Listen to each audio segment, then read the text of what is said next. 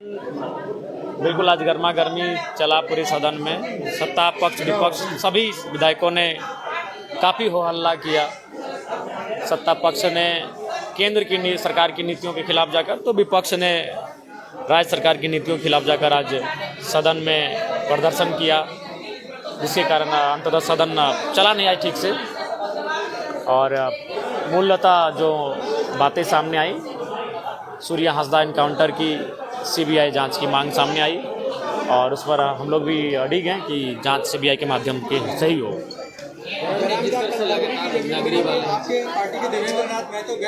हम भी गए थे। देखिए, नगड़ी की ज़मीन का जहाँ तक प्रश्न है, लगभग 200 एकड़ के आसपास ज़मीन है।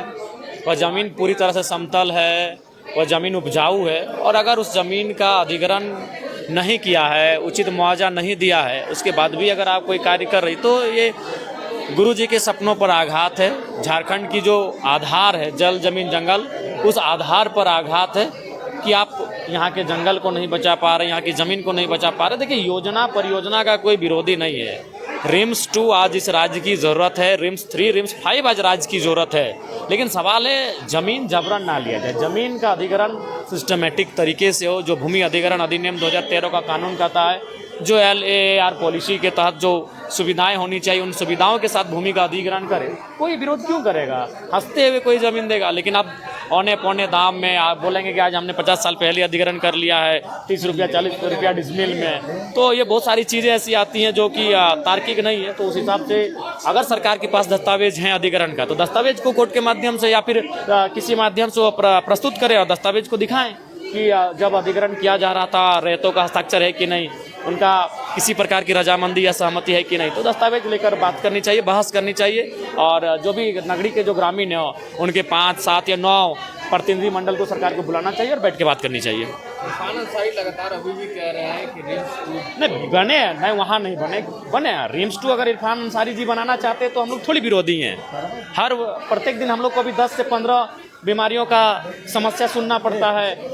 तमाम डॉक्टर से फ़ोन में टेलीफोनिक बात करनी पड़ती है। कई जगह 10,000, 5,000, 20,000, 25,000 रुपये बिल माफ़ करने के लिए फ़ोन करना पड़ता है। तो स्वास्थ्य की समस्याएं आज नंबर 1 पर है इस राज्य में। तो रिम्स 2, 3, 4, 5 सब बने, लेकिन नगरी जो विवादित हो रही है, जहाँ के लोग रजामंदी नहीं है दे रहे हैं, तो वहाँ पुनर्विचार करने की आवश्यकता। आप सुझाव दीजिए ना कोई जगह, आप बोलेंगे तो हम दे देंगे बहुत सारे। लेकिन देखिए, जैसे हम सुबह ही बात कर रहे थे मंत्री जी से, तो बोला कि नहीं, तुम जो जगह का सुझाव दे रहे हो वो खूंटी में है। खूंटी में सुबह ही हमारे पास एक एप्लीकेशन आया कि विधायक जी बहुत सारा विवाद चल रहा है, तो हमारे वहाँ 400 एकड़ जमीन का अधिग्रहण है, 400 एकड़ जमीन है, तो वहाँ बनाया जाए, यहाँ से 20 किलोमीटर है। कर नहीं, रिम्स 2 तो फिर राजधानी में ही बनेगा। तो हमें लगता है कि अगर देखने जाए तो बहुत सारी ऐसी ज़मीनें पड़ी हैं जहाँ पर आप इस काम को कर सकते हैं।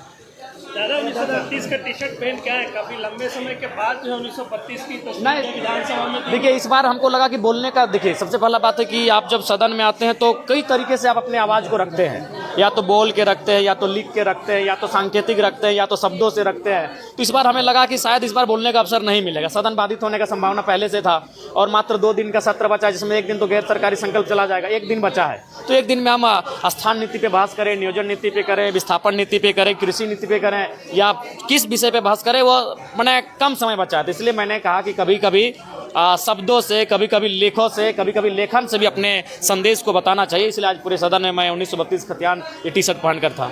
1932 को लेकर सरकार बिल्कुल स्थिर हो गया। बिल कहाँ गया? राज्यपाल के पास गया। देखिए, सरकार हर मुद्दे पर स्थिर है। सरकार केवल सरकार के जितने भी अंग में बैठे लोग हैं, वो अपने निजी स्वार्थ के लिए, अपने खाना पूर्ति के लिए काम कर रहे हैं। वो किसी भी मुद्दे पर ना बात करना चाहते हैं, ना किसी भी मुद्दे पर बैठकर सॉर्ट आउट करना चाहते हैं, किसी भी मुद्दे पर बात नहीं करना चाहते हैं। सर्वदलीय बैठक बुलाई कि स्थानीय नीति कैसी हो, उसका प्रारूप क्या हो, उसका ड्राफ्टिंग क्या हो। कम से कम एक बैठक तो बुलाए, सबके रायशुमारी तो ली जाए कि हम लोग गंभीर हैं स्थानीय नीति को लेकर, हम लोग गंभीर हैं नियोजन नीति को लेकर, हम लोग गंभीर है विस्थापन को लेकर। अगर गंभीरता है तो सर्वदलीय बैठक बुलानी चाहिए और बातचीत करनी चाहिए, फिर आप कैबिनेट में ले जाइए, कैबिनेट में प्रस्ताव लेकर आइए, लेकिन एक बार चर्चा परिचर्चा सर्वदलीय होनी चाहिए। तो गंभीरता नहीं है। देखिए, अब राज्य सरकार तो बहुत ही अकड़ के है उसमें। राज्य सरकार उल्टा एक वरिष्ठ नेता उनको अपराधी बना रहे हैं। अरे भाई, अगर ऐसे अपराधी बोलने गए हैं मात्र केस हो जाने से तो राज्य के तमाम आंदोलनकारियों को आप अपराधी की लिस्ट में ला के खड़ा कर देंगे, तो वो तो बचना चाह रही है, उल्टा हुआ उनको अपराधी घोषित करने में लगी हुई है। दादा क्या लगता है सूर्या हांसदा के मामले पे, नगरी जमीन के मामले पे या फिर 1932 के खतियान मामले, सरकार की नीयत क्या लगा? देखिए सरकार, देखिए माननीय मुख्यमंत्री अच्छे इंसान हैं, दिल के साफ हैं, लेकिन एज ए पॉलिटिशियन उनका विजन बिल्कुल भी नहीं है। आप कभी भी माननीय मुख्यमंत्री के पास जाइए, वह आप उनसे 5 मिनट तक का समय नहीं ले सकते हैं। कोई भी, आज मैं नाम नहीं लूँगा, बहुत सारे मंत्रियों से मैं मिला, बहुत सारे उनके सत्ता दल के विधायकों से मिला, वो बोले 4-5 लोगों से घिरे होते हैं, हमें अपनी बात रखने का अवसर तक नहीं मिल पाता है, ना वो सुन पा रहे हैं हमारी बात। सही बात है वह, और ये दुर्भाग्य की स्थिति है कि माननीय मुख्यमंत्री अपने मंत्रियों से, अपने विधायकों से संवाद नहीं कर पा रहे हैं, तो कहाँ से राज्य को आगे लेकर जाएंगे। आप पतरातू तल गए थे, विस्थापितों से मुलाकात हुई थी क्या? क्योंकि बड़का गांव के क्षेत्र में लोग काफी परेशान हैं। जी, बड़का गांव, हमें लगता है कि आज अगर राज्य में सबसे ज़्यादा कहीं के लोग विस्थापन के इशू से परेशान है तो बड़का गांव के लोग हैं, चाहे वह पतरातू ब्लॉक रहे, बड़का गांव का ब्लॉक रहे, या केरेडांडी का ब्लॉक रहे, या फिर 2-4 क्षेत्र उनका टंडवा में भी आता है। तो 4 ब्लॉक बड़का गांव विधानसभा टच करता है, चारों ब्लॉक आज विस्थापन के दंश को झेल रहा है। और मुझे लगता है कि आज सरकार को विस्थापन में तो कम से कम खुलकर बात करनी चाहिए, खुलकर नीति बनानी चाहिए, और इस दर्द पर विराम महलम लगाना चाहिए।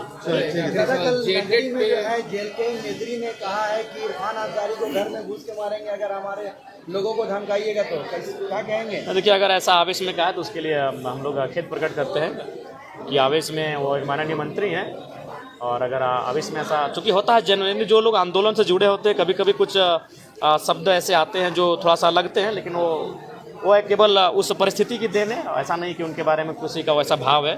अगर कभी कभी आंदोलन में काउंटर शब्द आते हैं। दादा जेटेड के छात्र लगातार, जी, आज मेरा वही सवाल था, आज जो मेरा शून्यकाल था जो बाधित हो गया, मेरे शून्यकाल का सवाल जेटेड से ही था कि जेटेड की जो परीक्षा है पिछले 9 वर्षों से नहीं हुई है, परीक्षा ली जाए। ये मेरे जेटेड में आज मुद्दा था, लेकिन बाधित होने के कारण उस मुद्दे को मैं रख नहीं पाया।